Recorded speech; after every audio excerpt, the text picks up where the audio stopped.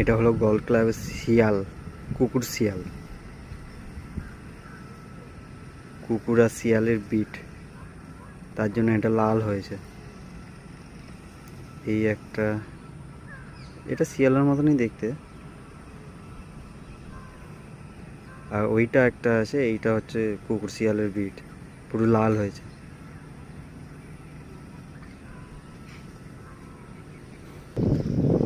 আর এটা হচ্ছে পুরো অরিজিনাল শিয়াল, কালো রয়েছে। এটা হচ্ছে অরিজিনাল শিয়াল।